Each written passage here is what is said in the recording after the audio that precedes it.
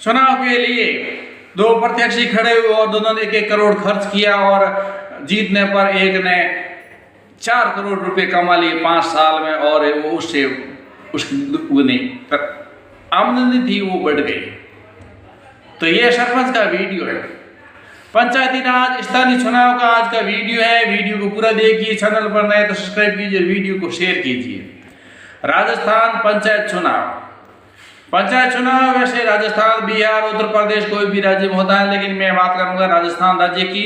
और स्थानीय चुनाव में सरपंच का, जिला परिषद का और जो जिला परिषद ये छोटे तहसील स्तर के, पंचायत स्तर के और ग्राम पंचायत स्तर के चुनाव होते हैं, उसके बारे में। तो सरपंच बनने के लिए क्या क्या योग्यता होनी चाहिए और क्या क्या है तो पूरा डिटेल में। लेकिन मैं यहाँ बात, जैसे एक सरपंच अभी बात बोला कि एक सरपंच बनने के लिए 2 प्रत्याशी खड़े हुए और दोनों ने 1-1 करोड़ रुपए खर्च किए और जीतने पर 4 करोड़ रुपए कमाए जो जीता 5 साल में। तो क्या सब ये संभव है? हाँ, जब गांव वालों को कोई ध्यान नहीं रहता है तब ये संभव होता है और कागजों में कुछ भी। हालांकि अब सोशल मीडिया का जमाना और ऐसा बोल सकते हैं कि सोशल मीडिया में कुछ नहीं होता, सब फोटो दिखाना पड़ता है, वीडियो दिखाना पड़ता है और ये जो कागजों में कार्रवाई नहीं होती है। लेकिन फिर भी आजकल वीडियो में और एडिटिंग वगैरह, फोटो वगैरह में सब एडिटिंग करके ऐसा काम हो रहा है और धड़कले से हो रहा है। गाँव वालों को पता नहीं है, गाँव वाले जो है वो अपने काम धंधे में लगे हुए या खेती बाड़ी में लगे होते हैं, या युवा है तो रोजगार के लिए इधर उधर दूसरे शहरों में या बाहर दूसरे प्रदेशों में जाते हैं। और खास ध्यान रखने वाले कोई है तो उसको 2-4 रुपए देकर के छुप किया जा सकता है। इस प्रकार से बहुत धड़कले से राज्य सरकार की ओर से बहुत सारा धन आता है और धन ये बीच में हड़प लेते हैं जो नेता बनते हैं, सरपंच बनते हैं या जो भी मेंबर बनते हैं। मैं किसी का नाम लेकर के किसी के ऊपर आरोप नहीं लगा रहा, लेकिन एक सच्चाई ये है कि वास्तव में भ्रष्टाचार की जड़ अभी जो है वह राजस्थान में हो या भारत में कहीं भी हो वो खत्म नहीं है। और उसे खत्म करने के लिए जनता को जागरूक होना जरूरी है और जागरूक होने के लिए एक उसमें क्या क्या होगा प्रयास करना चाहिए वो आप सब अपने हिसाब से विचार कीजिए। कोई मीटिंग करने के हिसाब से लगा सकता है, कोई ग्रुप बना के लगा सकता है, कोई आपसी संस्था के माध्यम से, और कोई काम को दिखाने के हिसाब से कोई ITR लगा के कोई भी तरीका हो और उसे पता चले कि वास्तव में काम हुआ नहीं तो क्या कि धरातल पर काम होता नहीं है और कागजों में काम हो जाता है, वीडियो में बना हुआ काम दिखाई दिया जाता है और फोटो में दिखाई दिया जाता है कि हाँ ये काम हो गया, लेकिन जब वास्तव में देखे तो काम नहीं होता है। तो ये सब काम होता है।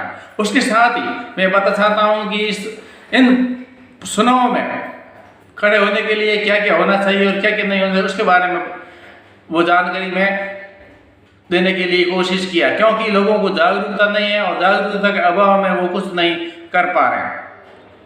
अगर आपने पंचायत चुनाव लड़ने का मन बना लिया है तो नामांकन पत्र जमा करने के दौरान आपकी आयु 21 वर्ष हो या उससे अधिक होना आवश्यक है। इससे कम आयु होने पर आपका नामांकन पत्र खारिज किया कर दिया जाएगा और पंचायत सामान्य निर्वाचन चुनाव लड़ने वाले संभावित उम्मीदवारों को शासन या प्रशासन की ओर से निर्वाचित किए गए अन्य नियमों को निर्देशों की जानकारी भी रखनी होती है। पंचायत चुनाव के लिए किसी भी पद की प्रत्याशी अधिकतम 4 सेट के नामांकन पत्र दाखिल कर सकता है और ग्राम पंचायत सदस्य के नामांकन पत्र पर मूल्य 150 रुपये निर्धारित है और सदस्य पद की जमानत राशि 500 रुपये होंगे। प्रधान व क्षेत्र पंचायत सदस्य के नामांकन पत्र का मूल्य 300 रुपये होता है। वहीं BDC व प्रधान पद के लिए प्रत्यक्षों को 2000 रुपये की जमानत राशि जमा करनी होती है और जिला पंचायत सदस्य पद नामांकन के लिए 500 रुपये का होता है और जिप सदस्य पद की जमानत धनराशि 4,000 रुपये निर्धारित होती है। अगर उम्मीदवार SC ST या महिला OBC या महिला OBC महिला है तो उसे नामांकन पत्र व जमानत राशि का आधा ही देना होता है। अगर आपने पंचायत चुनाव लड़ रहे हैं तो उसके लिए पद की प्रतिशत और उसमें जीतने की आशंका वो पहले देखना जरूरी है। प्रधान पद के लिए संबंधित ग्राम पंचायत का निवासी होना आवश्यक है और प्रस्तावक भी ग्राम पंचायत का निवासी होना आवश्यक है और ग्राम पंचायत सदस्य पद के लिए संबंधित ग्राम सभा का सदस्य होना आवश्यक है। उसके साथ ही ग्राम पंचायत सदस्य पद के लिए संबंधित ग्राम पंचायत का कोई भी व्यक्ति अपने वार्ड से किसी भी वार्ड से चुनाव लड़ सकता है, और बशर्ते उसका प्रस्ताव उस वार्ड का मतदाता हो जिस वार्ड से वो चुनाव लड़ रहा है। उसी प्रकार बीडीसी का चुनाव अपने वार्ड के अलावा संबंधित ब्लॉक क्षेत्र के किसी भी वार्ड से लड़ा जा सकता है। उम्मीदवार क्षेत्र पंचायत के किसी भी वार्ड से लड़ा जा सकता है। आप मेरे चैनल पर नए तो सब्सक्राइब कीजिए और वीडियो को लाइक कीजिए और वीडियो को शेयर कीजिए। हमें जनता में जागरूकता बढ़ानी चाहिए, और जागरूकता के लिए आप सभी को क्या करना चाहिए वो निर्णय आपका है। और आप जब जागरूक होंगे तब जिस प्रकार से बहुत सारा धनराशि जो आता है राज्य सरकार की तरफ से, केंद्र सरकार की तरफ से, जिसका फायदा जनता को नहीं मिल रहा है, उसका फायदा उठाने के लिए आप जो कदम उठा सकते हैं वो उठाइए।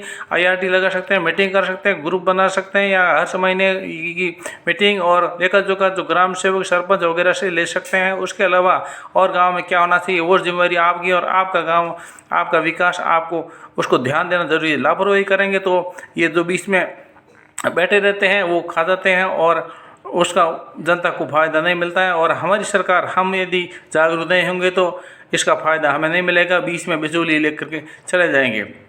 ये एक जागरूकता के लिए वीडियो है, किसी पर आरोप लगाने के लिए नहीं है। और राज्य सरकार की ऐसी मंशा है कि एक साथ एक राज्य एक चुनाव हो, इसलिए जनवरी 2025 में जो चुनाव हो गए उसके साथ ही राज्य सरकार चाह रही है कि पंचायत समिति और जिला परिषदों के जो भी सदस्य के चुनाव है वो ग्राम पंचायत के साथ ही, और ये हो सकता है मई जून 2025 में हो, लेकिन क्या पता अभी उसका निर्णय नहीं, एक समिति बनाने का निर्णय प्रस्ताव किया है। आज के लिए बस इतना ही। बहुत बहुत धन्यवाद। जय जय राजस्थान, जय हिंद।